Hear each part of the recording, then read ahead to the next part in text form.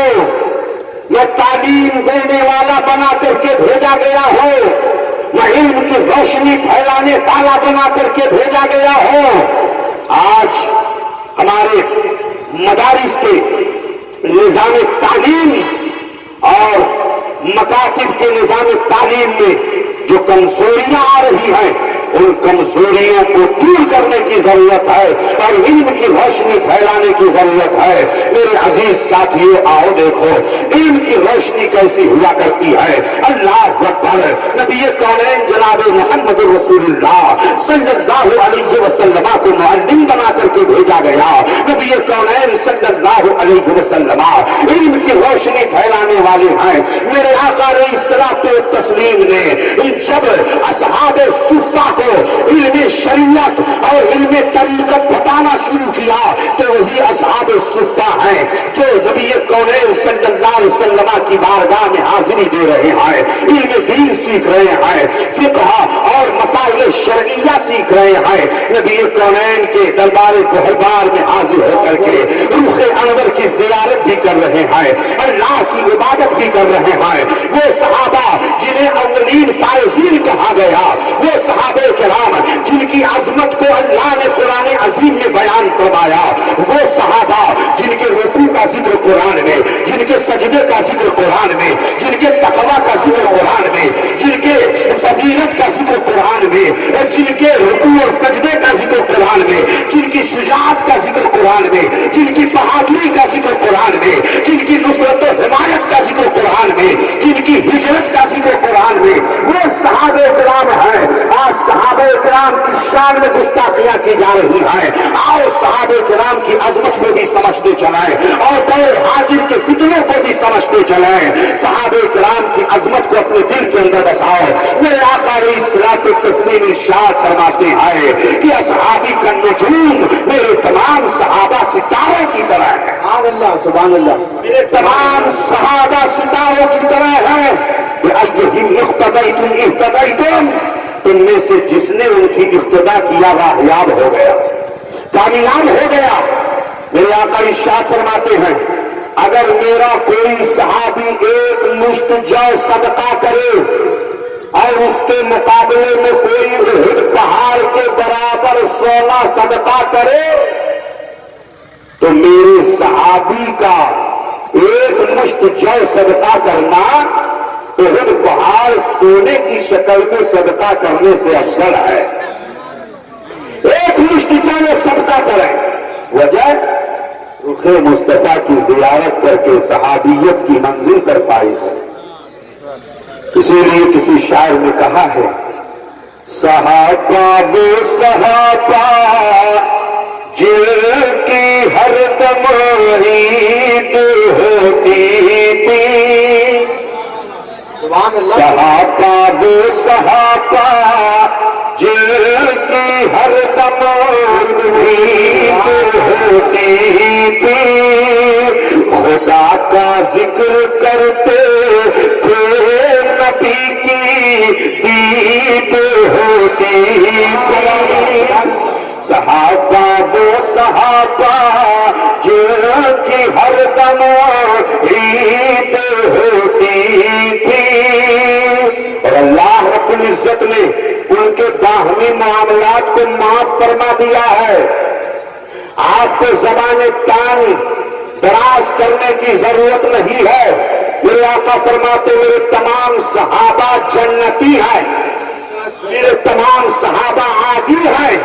میرے تمام صحابہ جنتی ہیں۔ وہی تو صحابہ کرام ہیں جنہوں نے بارگاہ مصطفیٰ میں عرض کیا تھا یا رسول اللہ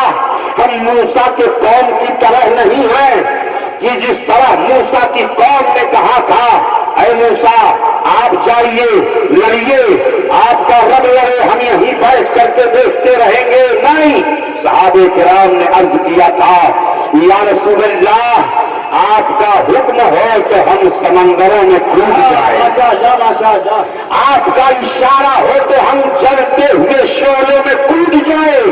یا رسول اللہ آپ اشارہ فرما دیں تو ہم پہاڑوں سے چھلانگ لگا دیں۔ میرے آقا خوش ہو گئے اور نبی کونین صلی اللہ علیہ وسلم نے دست اقدس رب کی بارگاہ میں اٹھا دیا فرما لے، اے اللہ انہیں جنتی ہونے کی بشارت عطا فرما دے۔ نبی کونین صلی اللہ علیہ وسلم نے صحابہ کرام کو جنتی ہونے کی بشارت عطا فرمائی۔ آپ غور فرمائیں، اسی لیے اعلیٰ حضرت عظیم البرکت امام اہل سنت، امام عشق و محبت، امام احمد رضا خان علیہ رحمت عثمان اسی طرف اشارہ کرتے ہوئے فرماتے ہیں کہ وہ دسو جن کو جات کمزدہ ملا، وہ دسو جن کو جات کمزدہ ملا، اس مبارک جماعت لاکھوں سلام، لاکھوں سلام۔ نعرہ تکبیر، نعرہ رسالت، علماء اہل سنت،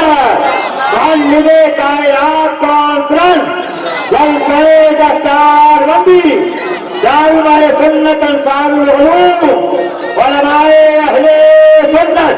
حضرت علامہ فاروق نظامی صاحب طلبہ، اس مبارک جماعت لاکھوں سلام، لاکھوں سلام۔ اللہ اکبر۔ وہ صحابہ کرام ہیں جن کی عظمتوں کا کیا پوچھنا، آج صوفیت کی شکل میں اور شیعیت اور رافضیت کی طرف جا کر کے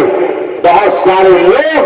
صحابہ کرام کی بارگاہوں میں زبان تان دراز کر رہے ہیں اور اپنے ایمان کا جنازہ نکال رہے ہیں۔ اللہ رب العزت اہل سنت و جماعت کی حفاظت فرمائے۔ میرے امام اعلیٰ حضرت عظیم البرکت امام اہل سنت، امام عشق و محبت، امام احمد رضا خان علیہ رحمت الرضوان نے ایک فکر دیا ہے کہ تیرے غلاموں کا نقش قدم ہے راہ خدا۔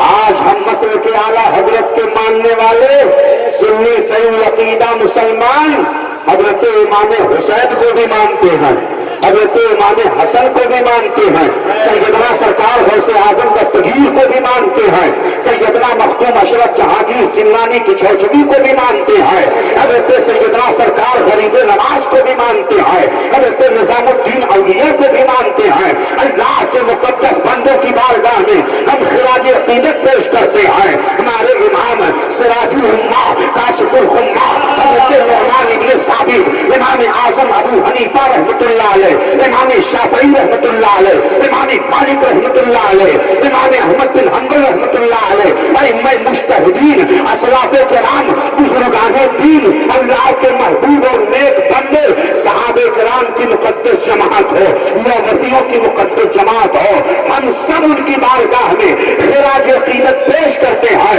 دنیا یہ کہتی ہے کہ یہ اعلیٰ حضرت کا ماننے والا ہے، اس لیے ان کو مان رہا ہے۔ اعلیٰ حضرت کا ماننے والا ہر خوش عقیدہ مسلمان اللہ کے ولیوں کو مان رہا ہے، صحابہ کو مان رہا ہے، اہل بیت اطہار کو بھی مان رہا ہے، اللہ کے مقدس بندوں کو بھی مان رہا ہے، ائمہ مجتہدین کی بارگاہ میں خراج عقیدت پیش کر رہا ہے۔ اللہ اکبر۔ اسی لیے میرے امام نے بہت پہلے فرما دیا تھا کہ تیرے غلاموں کا نقش قدم ہے راہ خدا، تیرے غلاموں کا نقش قدم ہے راہ خدا، وہ کیا بھٹک سکے جو یہ سراغ لے کے چلے،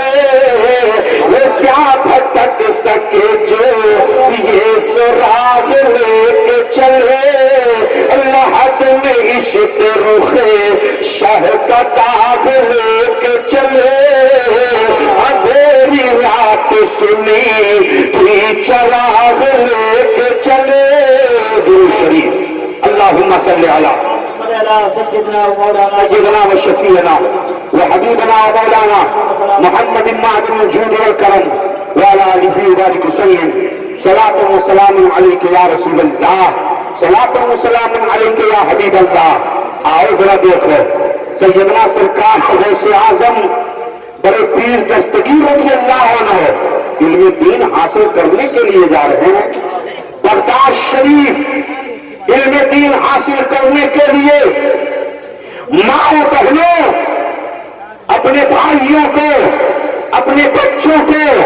علم دین کی طرف رغبت پیدا کرو علم دین کو سکھانے کا جذبہ ان کے اندر پیدا کرو جب وہ عالم ربانی بن جائیں گے حافظ قرآن بن جائیں گے عالم دین بن جائیں گے تو قسم خدا کی تمہارے خاندان کی بخشش کی ضمانت خاندان کی بخشش کی ضمانت بن جائیں گے ایک عالم دین جب خاندان میں ہوتا ہے تو اس کی کتنی برکتیں ہوا کرتی ہیں سیدنا سرکار غوث اعظم دستگیر رضی اللہ عنہ ہیں والدہ کی خدمت میں آئے امی جان کہا کیا بیٹا کیا بات ہے کیا علم دین حاصل کرنے کے لیے جانا چاہتا ہوں کہاں بغداد کیسے جاؤ گے بغداد جاؤں گا امی جان ایک تاجر تجارتی قافلہ جا رہا ہے سیدنا مولانا محمد وعلى آل سیدنا مولانا محمد بارک وسلم صلاۃ و سلام علیک یا حبیبی یا رسول اللہ صلی اللہ علیہ وسلم امی جان میں علم دین حاصل کرنے کے لیے جانا چاہتا ہوں بچپن کا زمانہ ہے سیدنا سرکار غوث اعظم بڑے پیر دستگیر رضی اللہ عنہ جن کی شان بہت بلند ہے میرے امام نے بڑے خوبصورت انداز میں خراج عقیدت پیش کیا ہے سرکار غوث اعظم دستگیر رضی اللہ عنہ کی بارگاہ میں ان کا مہینہ چل رہا ہے 11ویں شریف کا مہینہ اللہ اکبر سیدنا سرکار غوث اعظم دستگیر رضی اللہ عنہ امی جان میں علم دین حاصل کرنے کے لیے جانا چاہتا ہوں بغداد ہاں بغداد جانا چاہتا ہوں اللہ اکبر بڑھاپے کا وقت ہے اس وقت جب کہ ماں کو ضرورت ہے کہ میرا بیٹا میری بارگاہ میں رہے میری خدمت کرے اس وقت آپ کی امی جان کہتی ہے بیٹا جب بات علم دین کی آئی ہے تو میں تمہیں روک کیسے سکتی ہوں جاؤ بیٹا میں تمہیں علم دین حاصل کرنے کے لیے اجازت دیتی ہوں حضرت سیدنا سرکار غوث اعظم دستگیر رضی اللہ عنہ کی والدہ محترمہ کے اس سیرت سے اور اس اجازت سے ماں کو سبق حاصل کرنا چاہیے اپنے بچوں کو علم دین کے لیے بھیجا کرو حضرت سیدنا سرکار غوث پاک رضی اللہ عنہ نے عرض کیا ماں نے کہا بیٹا کچھ وصیتیں کر رہی ہوں پتہ نہیں ملاقات ہوگی نہیں ہوگی زندگی کا کیا بھروسہ ہے ماں نے ایس آنکھوں میں آنسو بھر کر کے اپنے بیٹے سے کہا بیٹے میں تمہیں کچھ وصیت کر رہی ہوں بیٹا ان وصیتوں کو ذہن و فکر میں بٹھا لینا اس پر عمل کرنا کامیابی تمہارے قدموں کو چوم لے گی اے میرے بیٹے کبھی جھوٹ نہ بولنا تم پر مصیبتوں کا پہاڑ آ جائے مگر کبھی جھوٹ نہ بولنا ہمیشہ سچائیوں کے دامن میں رہنا ہمیشہ سچ کے لگام کو مضبوطی سے پکڑے رہنا سچوں کا ساتھ ہمیشہ رہے سچائیوں کو ہمیشہ اپنے ہاتھ میں رکھنا جھوٹ نہ بولنا اپنے استاذ کا ادب و احترام کرنا اپنے مشائخ کا ادب و احترام کرنا بیٹا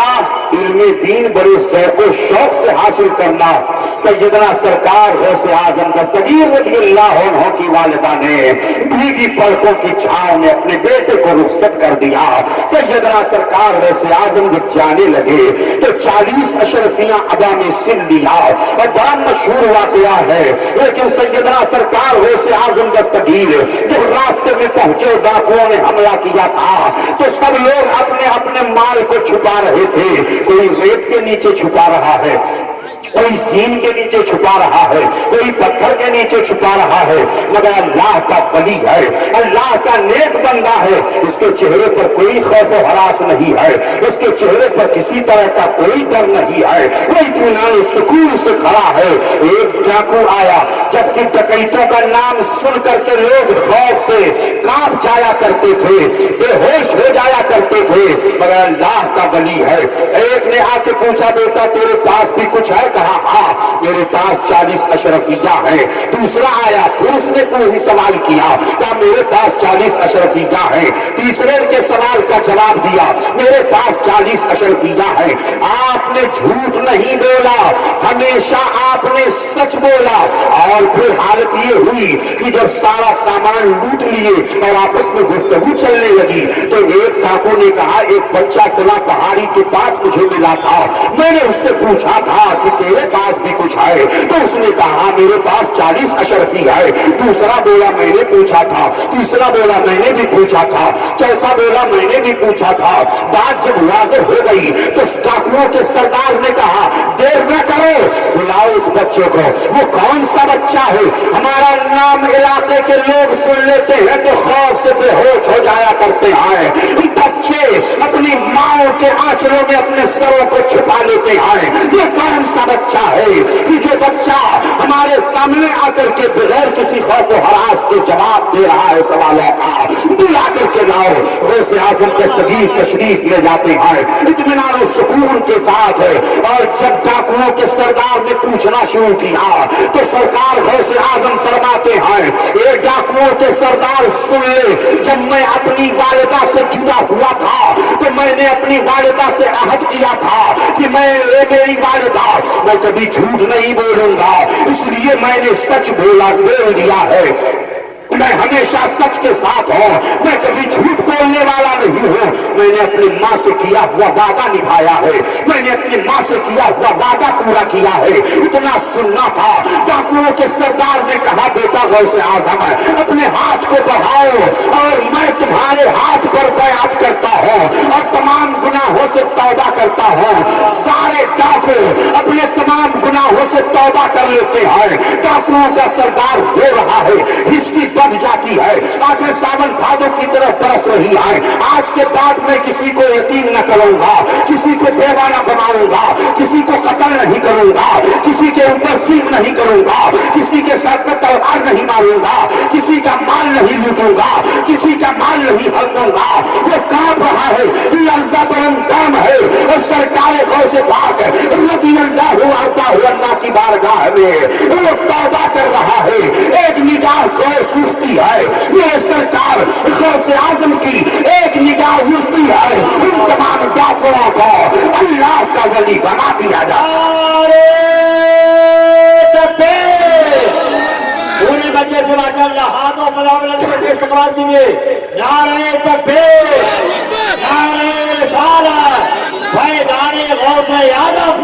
فیضان خواجہ غریب نواز، فیضان مارحلو بریلوی، فیضان مختوم سمنا، فیضان سیدی سالار مسعود غازی، علماء اہل سنت علامہ فاروق صاحب قبلہ نظامی، اعلیٰ حضرت عظیم البرکت بریلی شریف کی سرزمین سے پکار اٹھے کہ واہ کیا مرتبہ اے غوث ہے بالا تیرا،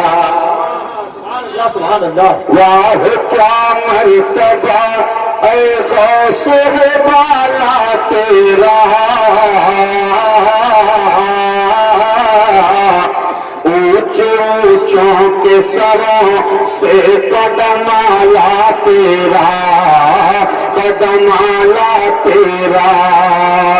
سر بھلا کیا کوئی جانے کی ہے کیسا تیرا، سر بھلا کیا کوئی جانے کی ہے کیسا تیرا، اولیاء ملتے ہیں آنکھیں وہ ہے تلوار تیرا، اولیاء ملتے ہیں آنکھیں وہ ہے تلوار تیرا۔ وہ سرکار غوث اعظم دستگیر رضی اللہ عنہ ہیں کہ جن کے بارے میں میرے امام فرماتے ہیں کہ کیا دبے جس پہ حمایت کا ہو پنجا تیرا، کیا دبے جس پہ حمایت کا ہو پنجا تیرا، شیر کو خطر میں لاتا نہیں کوتا تیرا، شیر کو خطر میں لاتا نہیں کوتا تیرا۔ اعلیٰ حضرت عظیم البرکت فرماتے ہیں تیری سرکار میں لاتا ہے رضا اس کو شفیع، تیری سرکار میں لاتا ہے رضا اس کو شفیع، جو میرا غوث ہے، جو میرا غوث ہے، اور لاڈلا بیٹا تیرا، جو میرا غوث ہے اور لاڈلا بیٹا تیرا،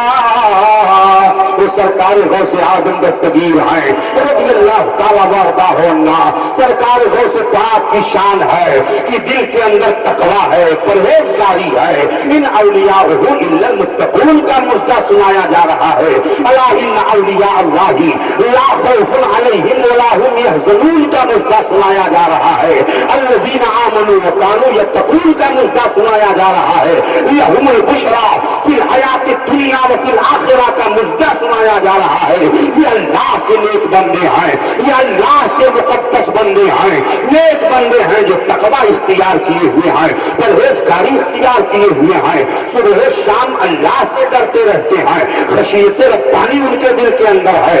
تقویٰ اور پرہیزگاری کے ساتھ وہ زندگی گزارتے ہیں۔ آؤ ذرا دیکھو، تقویٰ جس دل کے اندر پیدا ہو جاتا ہے میرے پیارو، اللہ سے ڈرتے رہو، نمازوں کی پابندی کرو، روزوں کی پابندی کرو، شریعت مطہرہ کی پابندی کرو، شراب اور جوئے سے اپنے آپ کو بچاؤ، حرام خوری سے اپنے آپ کو بچاؤ، حلال روزی اپنے اندر کماؤ اور معاشرے کو صالح معاشرہ بناؤ، تب جا کر کے رب کی رحمتیں بھی نازل ہوگی، اللہ کا کرم بھی نازل ہوگا، رحمتیں بھی ساتھ ہوں، برکتیں بھی ساتھ ہوں۔ بات بس اتنی سی ہے، مومن تو بن جائے کوئی، بات بس اتنی سی ہے، مومن تو بن جائے کوئی۔ آج ذلت و رسوائی کا منہ ہم دیکھ رہے ہیں، مسجدوں کو ہم آباد نہیں کرتے ہیں، اس لیے غیر مسجدوں پر قبضہ کر رہے ہیں، دوسرے لوگ مسجدوں کو منہدم کر رہے ہیں۔ ہم نے مدرسوں کو مضبوط نہیں کیا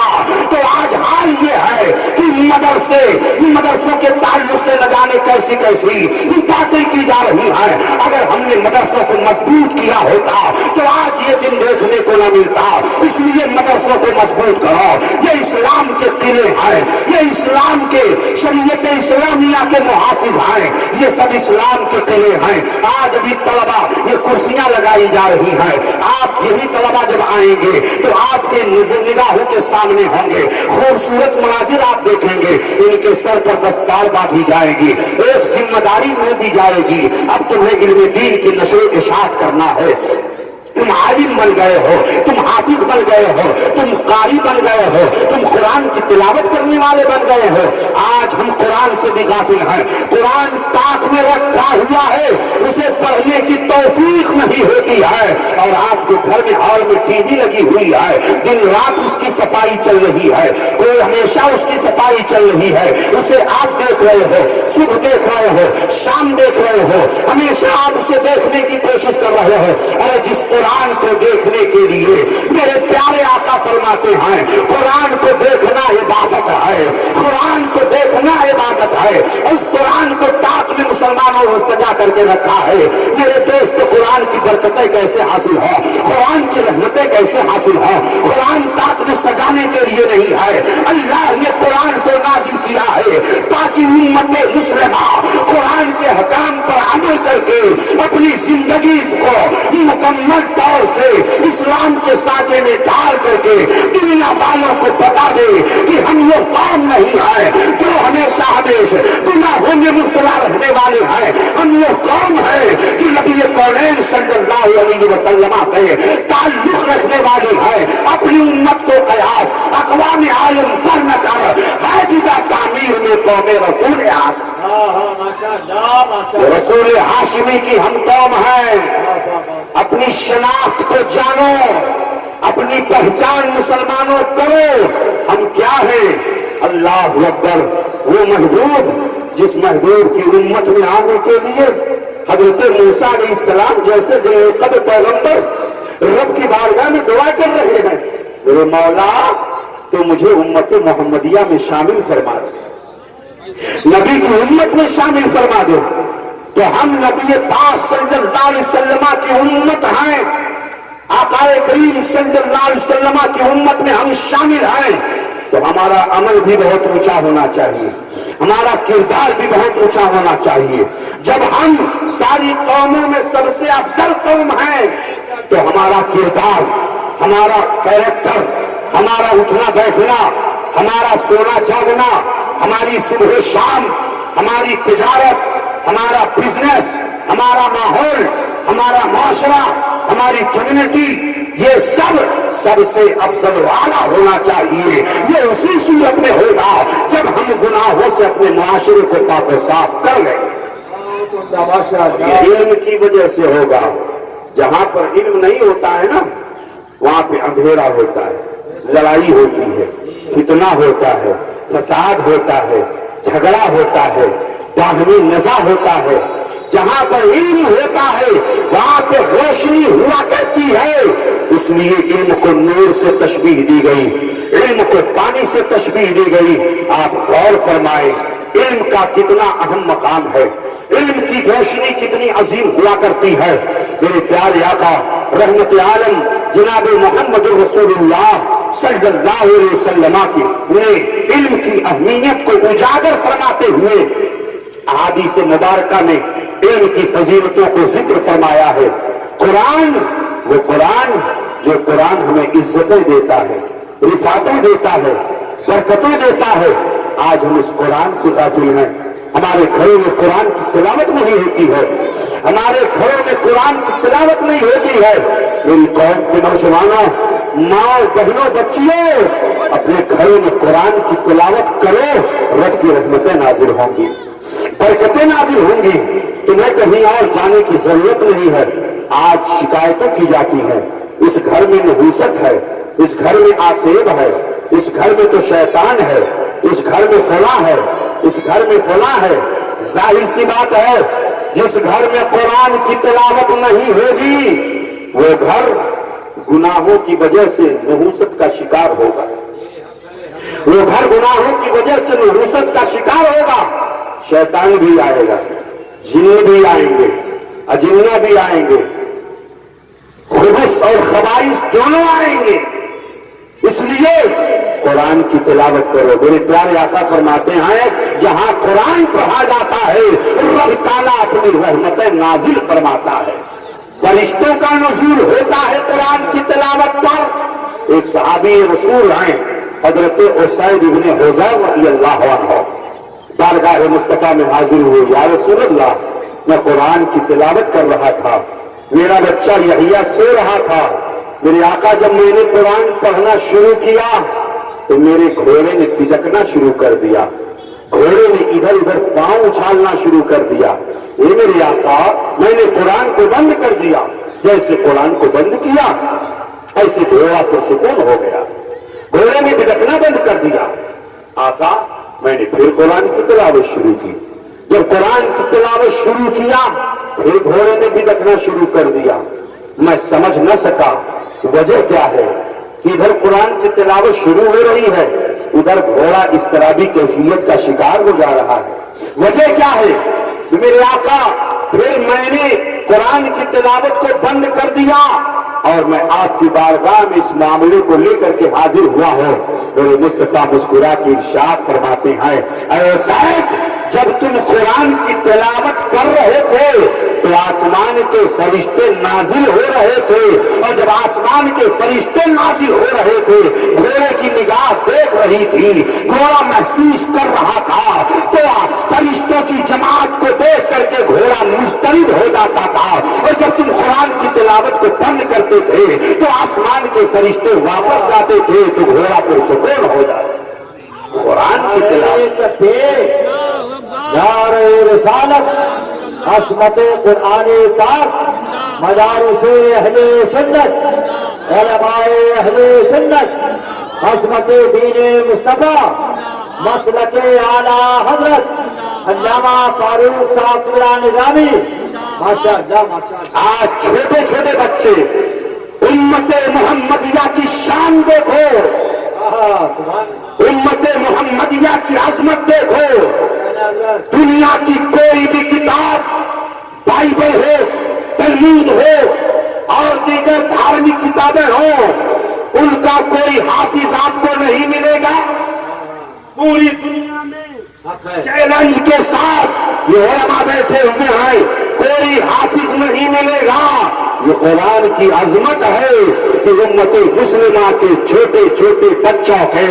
دلوں کی تختیوں پر قرآن نقش ہو جاتا ہے، ادھر وہ قرآن پڑھتے جاتے ہیں اور ادھر قرآن کے ذہن و فکر میں محفوظ ہے۔ سبحان اللہ سبحان اللہ۔ اے قول خدا، قول نبی، فرمان نہ بدلا جائے گا، بدلے گا زمانہ لاکھ مگر قرآن نہ بدلا جائے گا۔ ابھی کچھ دنوں پہلے بدلنے کے لیے بڑی کوششیں کر رہا تھا، ابھی وہ ڈپریشن کا شکار ہے، ابھی وہ ڈپریشن کا شکار ہے۔ اللہ کی مار ایسی پڑتی ہے ایسے لوگوں پر کہ دنیا دیکھے گی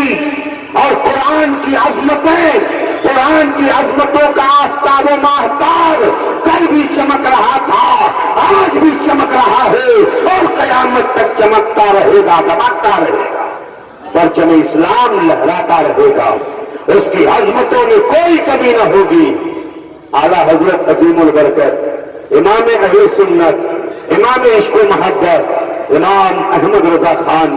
علیہ رحمت و رضوان فرماتے ہیں، تو گھٹائے نہ کسی کے نہ گھٹا ہے نہ گھٹے، تو گھٹائے نہ کسی کے نہ گھٹا ہے نہ گھٹے، تو گھٹائے نہ کسی کے نہ گھٹا ہے نہ گھٹے، یہ بڑھا یہ گھٹائے اسے منظور بڑھانا تیرا، بڑھانا تیرا۔ جب رب تعالیٰ قرآن کی عظمت کو بلند کر رہا ہے تو دنیا کی کون ایسی طاقت ہے جو قرآن کی عظمت کو گھٹا سکے؟ یہ حافظ قرآن ہے، یہ قاری قرآن ہے، اور جب ان کے سینے میں قرآن محفوظ ہو گیا، اب یہ مصلی پر آئیں گے، جب یہ محراب پر جائیں گے تو اب ان کے پیچھے ساہوکار بھی ہوگا، ان کے پیچھے دولت مند بھی ہوگا، ان کے پیچھے زمیندار بھی ہوگا، ان کے پیچھے ٹھیکیدار بھی ہوگا، ان کے پیچھے جتنے دنیا دار ہیں سب ان کے پیچھے، اور یہ حافظ قرآن آگے آگے، یہ حافظ قرآن آگے آگے۔ اب یہ قرآن کی تلاوت کرے گا، لوگ اسے سنیں گے، یہ سامع ہوں گے، یہ قاری ہوگا۔ قرآن کی عظمت ذرا دیکھو، اپنی شناخت پہچانو، اپنی پہچان ذرا لوگوں کو بتاؤ، ہم کیا ہیں، ہمارا وجود کیا ہے، ہماری شخصیت کیا ہے، دنیا والوں کو بتاؤ۔ آج گناہوں کی بنیاد پر نہ جانے کیسے کیسے الزامات قوم مسلم کے لوگوں پر لگتے رہتے ہیں، اس لیے میرے پیارو گناہوں سے اپنے آپ کو بچاؤ، گناہوں سے اپنے آپ کو دور کر لو، دنیا والوں کو بتاؤ ہم اللہ کے پیارے محبوب کے امتی ہیں، ہمارا رب پروردگار عالم ہے، ہمارا رب ہماری پیشانی اگر جھکے گی تو رب کی بارگاہ میں جھکے گی، ورنہ کسی اور طاقت کے سامنے ہم نے پہلے نہ کبھی سر جھکایا ہے، نہ آج سر جھکاتے ہیں، اور نہ قیامت تک اپنا سر کو جھکائیں گے۔ ہم جھکائیں گے تو اپنے رب کی بارگاہ میں جھکائیں گے۔ نعرے تکبیر، نعرے رسالت، علماء اہل سنت، محمد کائنات کانفرنس۔ دنیا والوں کو بتاؤ اسلام کتنا خوبصورت مذہب ہے، دنیا والوں کو بتاؤ کلمہ طیبہ کا مفہوم کیا ہے، دنیا والوں کو بتاؤ اسلام کی عظمتیں کیا ہے، دنیا والوں کو بتاؤ علم دین کی اہمیت کیا ہے، دنیا والوں کو بتاؤ قرآن کی عظمت کیا ہے، دنیا والوں کو بتاؤ اسلام کا عدل کیا ہے، اسلام کا عدل کیا ہے، اسلام کا انصاف کیا ہے۔ آج انصاف بکتا ہوا نظر آتا ہے، لیکن اسلام کا عدل ذرا دیکھو، اسلامی کا عدل اور اسلامی چیف جسٹس کا حال کیا ہوتا ہے۔ یہ مذہب اسلام ہے، یہاں نا انصافی نہیں ہوتی ہے، یہاں پہ ظلم نہیں ہوتا ہے، بات عدل کی آ گئی ہے تو ایک واقعہ میں آپ کو بتا دوں اور اس سے آپ کے ذہن و فکر کو موڑ دوں میں کہ اسلام کا عدل کیا ہے، اسلام کا انصاف کیا ہے، اور جو اسلام کی طرف سے چیف جسٹس ہوتا ہے وہ قانون کو قرآن کی حیثیت سے قرآن پاک کے اصول و ضوابط کی روشنی میں اس کا قانون ہوتا ہے۔ اسی لیے جب حضرت سیدنا عمر فاروق اعظم رضی اللہ عنہ امیر المومنین بنے، مصر کے گورنر تھے حضرت عمرو بن عاص۔ حضرت عمرو بن عاص مصر کے گورنر ہیں، اور مصر کے گورنر کا بیٹا اسلام میں اونچ نیچ نہیں ہے، محبت سے بولو سبحان اللہ۔ اسلام میں اونچ نیچ نہیں ہے، اسلام کا قانون ذرا دیکھو۔ جب مصر کے گورنر حضرت عمرو بن عاص رضی اللہ عنہ